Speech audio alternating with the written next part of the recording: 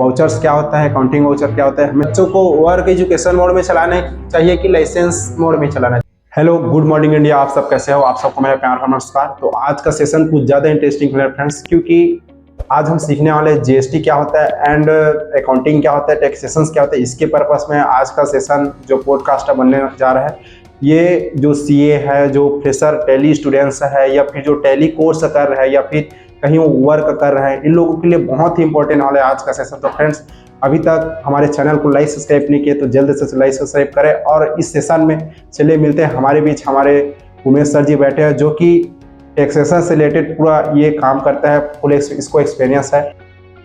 तो चलिए फ्रेंड्स, आज हम हमारे बीच उमेश सर जी पहुंचे हुए हैं, तो आज इससे हम सीखेंगे अकाउंट्स क्या है। ठीक है, अकाउंट्स वो है इसमें हम लोग बिजनेस ट्रांजैक्शंस को रिकॉर्ड करते हैं। ठीक है, लेखा जोखा जो बनाते हैं। तो अब लेखा जोखा बनाते हैं किस चीज़ का? बिजनेस का।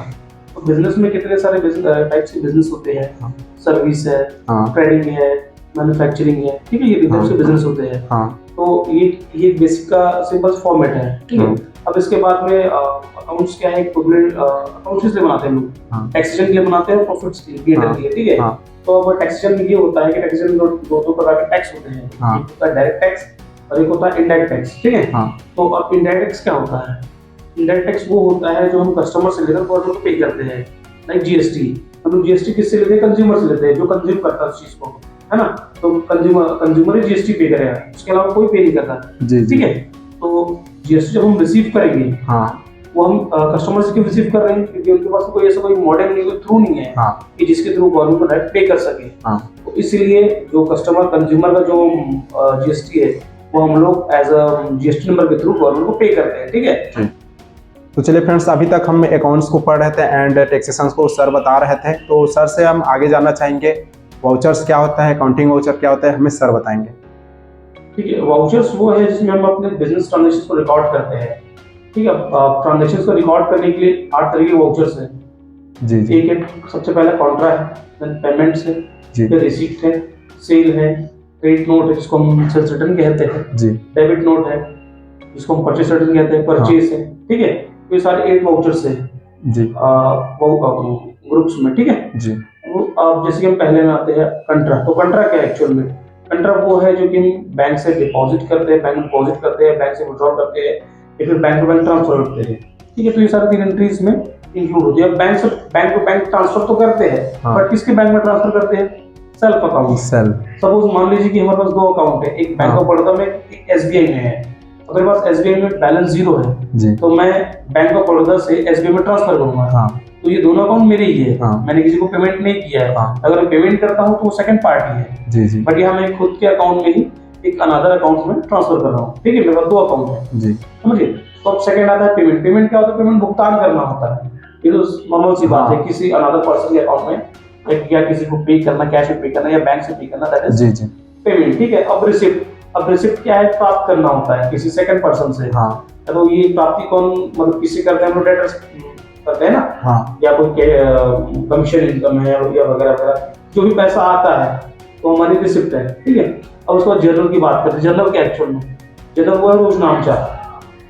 रोजनामचा मतलब ये होता है कि हमारी एसेट्स और लायबिलिटी को मेंटेन करने के लिए, एडजस्टमेंट के लिए हम लोग उस एंट्री का यूज करते हैं। ठीक है जी। अब सेल्स तो इजी बेचना जी। ठीक है, अब सेल्स रिटर्न, बेची हुई चीज को वापस ले लेना। ठीक है, देन परचेस खरीदना, सिंपल सी चीज है, खरीद नॉर्मल है, जो भी खरीदेंगे हम लोग परचेस एंट्री में, परचेस वाउचर में एंट्री कर लेंगे।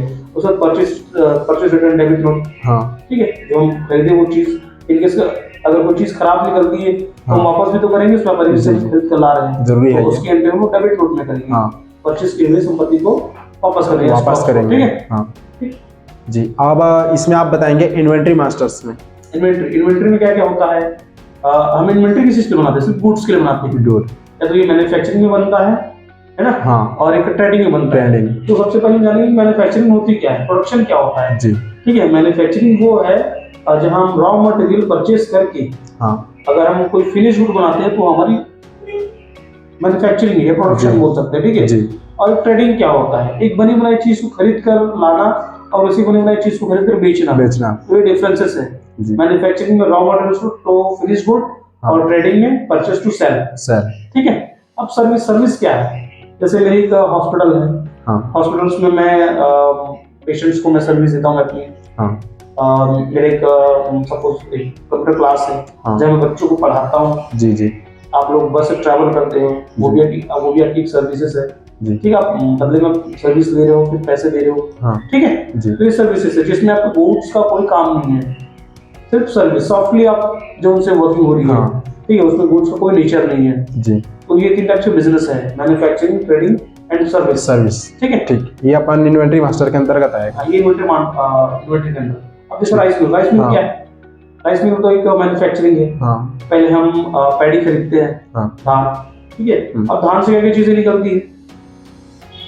राइस है, राइस ब्रैन है, हाँ हस्क है। ठीक है, और कनकी जिसको बोल सकते हैं, जी है ना, ब्रोकन राइस। जी तो 4 चीजें निकलती है। जी। तो मैन्युफैक्चरिंग है। हम पहले रॉ मटेरियल खरीदते हैं धान। हाँ अब उस धान से अब हम उसको स्टॉक जो हम यूज करेंगे या फिर मैन्युफैक्चरिंग की एंट्री लेंगे। जी जैसे सपोज 1 क्विंटल धान में अगर 60 किलो चावल निकलता है तो बाकी भी तो कुछ ना कुछ तो निकलेगा, 40 किलो। हाँ, वो तो तभी है। तो 100 किलो बनेगा वो, ठीक है ना। हाँ तो उसमें सपोज 60 किलो चावल निकल गया, हाँ तो उसमें 10 किलो राइस ब्रैन निकल गया, या हाँ। 10-20 किलो आपका कनकी निकल गया, हाँ या हस्क निकल गया, मिट्टी निकल गया, जी, है ना। जी। तो ये सारी चीजों को मिलाकर हम लोग मैन्युफैक्चरिंग को प्रोडक्शन शो करते हैं। जी मतलब प्रोडक्शन रॉ मटेरियल जिसे हम खरीद लिए, हाँ raw material to finish good बनता है। फिनिश जी। गुड मतलब जो एक लास्ट में जो हमें एक जो चीज मिलती है, हाँ जो हमारा जो जिस चीज को बनाने की कोशिश करे वो बन जाता है, तो हाँ फिनिश गुड है। ठीक है, जी। ये हो गया। अब ट्रेडिंग में क्या है? सपोज मैं एक कंप्यूटर का व्यापारी हूँ, हाँ मेरे पास इलेक्ट्रॉनिक्स की शॉप है। जी मैं किसी फर्स्ट पर्सन से चीजें खरीद कर लाकर मैं एज इट इज उसको सेल कर देता हूँ। हाँ तो प्रोडक्शन सॉरी ट्रेडिंग। ट्रेडिंग ठीक है, जी ये समझ गए, सर्विस भी समझ गए। जी। और कोई क्वेश्चन? अब इसमें सर जैसे अपन जो बच्चे जैसे कोई टैली है, फ्रेशर स्ट्रेन है, या जो टैली कोर्स कर चुके हैं, कई बच्चों का मतलब अपन डाउट रहता है, जैसे मेरे चैनल में कमेंट आता ही रहता है कि फाइनेंशियल ईयर क्या होता है, ये फाइनेंशियल ईयर को 1 अप्रैल से 31 मार्च तक ही क्यों रखा जाता है, या क्या क्या रीजन हो सकता है? ऐसे क्वेश्चन आता है, तो इसको थोड़ा डिफाइन करिए सर। देखो, ये फाइनेंशियल ईयर के लिए कोई एक स्पेसिफिक रीजन नहीं है, इसके लिए कई सारे रीजन है। हाँ तो उनमें से सबसे पहला रीजन हमारा ये है हाँ कि अंग्रेजों ने 200 साल हाँ। राज किया हमारे इंडिया में। जी, ठीक है, जी। तो हम उन्हीं की पद्धति को यूज करते हैं। हाँ बट वो लोग भी 1 अप्रैल से क्यों रखते हैं? हाँ क्वेश्चन ये आता है। हाँ तो ये होता है कि उस समय तो बिजनेस उतना था नहीं इंडिया में। हाँ। उस समय जो हमारा इंडिया में था टोटली डिपेंड था कल्टीवेशन, मतलब कृषि कार्य पे, एग्रीकल्चर पे। ठीक है, तो उस समय क्या होता था, मार्च मतलब ये होता है कि मार्च में सारी चीजें खत्म हो जाती है। हाँ। और एक हमारे इंडिया में एक मान्यता भी ये भी है कि हम लोग गुड़ी पाड़ो हाँ। नए साल, हाँ तो नए साल से ही हम लोग नवरात्रि में नए साल नवरात्रि की शुरुआत करते जी। हैं। ठीक है, तो 1 अप्रैल जो है हमारा नए साल है, हिंदू नववर्ष। हिंदू नववर्ष चौथ के अकॉर्डिंग। ठीक है, जी तो हम लोग उस साल से ही चालू करते हैं जी। और 31 मार्च में खत्म कर देते हैं। ठीक। ठीक है, हम लोग जनरली 1 जनवरी से भी चालू कर सकते हैं। हाँ लेकिन बट हमारे यहाँ जो मार्केट का जो कंडीशन है, हाँ ठीक है, जी हमारे मार्केट जो है मोस्टली मार्च में खत्म हो जाता है। जी जो शादी वगैरह है, जो भी बड़े बड़े डीलिंग्स होती है हाँ है ना, उस समय खत्म हो जाता है। जी तो हम लोग एक नया साल चालू करने के लिए अप्रैल से स्टार्ट कर लेते हैं। जी। और उसका सेकंड रीजन ये है कि इनकम टैक्स एक्ट 1961 में आया था, बट 1 अप्रैल 1962 में लागू किया गया। ठीक है, जी, जी। सेकंड रीजन ये हो गया। तो एक और क्वेश्चन था सर, जैसे कई बच्चे लोग जैसे अपन टैली प्राइम या टैली RP9 चलाते हैं, या कोई इंस्टीट्यूट हो, तो वहाँ पे बस ये जो टैली प्राइम टैली RP9 है, देखो दोनों में कोई डिफरेंस नहीं है। हाँ बट इनके अगर आपको एक्चुअल में एक लास्ट में अगर आप सीखने के बाद हाँ कुछ और प्रैक्टिस करना चाहते हो तो आप लाइसेंस खरीद सकते हो। जी बट लाइसेंस भी कॉस्टली है, हाँ तो परचेस करना शायद मुश्किल होगा। हाँ ठीक है, तो आप एजुकेशन में यूज कर सकते हाँ। हैं। तो सूटेबल है कि नहीं सर ये वर्क एजुकेशन मोड में जैसे अपन क्लास करा रहे हैं? देखो, जो एक हम लोग एजुकेशन मोड में यूज करते हैं और एक हाँ। लाइसेंस वर्जन, हाँ दोनों में कोई डिफरेंस नहीं। डिफरेंस सिर्फ एक ही चीज का है हाँ कि आप एजुकेशन मोड में आप डेट चेंज नहीं कर सकते। हाँ उसके लिए कोई पर्टिकुलर डेट है, हाँ आप कोई भी डेट यूज कर सकते हैं। बट एक लाइसेंस वर्जन क्या है, हाँ। उसमें मैनुअल कोई भी डेट में एंट्री कर सकते हो, सिर्फ डेट का डिफरेंस है। जी। ठीक है, इसमें एक और पॉइंट आता है सर, जैसे अपन टैली प्राइम या टैली RP9 अपन चलाते हैं, तो उसमें आता है गोडाउन। हाँ, गोडाउन। तो इसमें कुछ बताइए सर, गोडाउन में। गोडाउन क्या है? एक वेयर हाउस टाइप का है गोडाउन। ठीक समझने की बात ही नहीं इसमें। हाँ ठीक। तो चलिए गाइस, आज का सेशन अपन यहीं पर इन करना चाहेंगे और मुझे लगता है कि आप सबको आज का जो सेशन कुछ ज़्यादा इंटरेस्टिंग और बहुत सीखने को मिला होगा। तो अभी तक हमारे चैनल को आप लाइक सब्सक्राइब नहीं किए तो जल्द से जल्द लाइक सब्सक्राइब करें। और हमारे बीच सर जी का मैं बहुत बहुत तहे दिल से हार्दिक अभिनंदन करता हूँ, इस प्रकार से हम लोगों को टाइम स्पेंड करते हैं। थैंक यू, जय हिंद।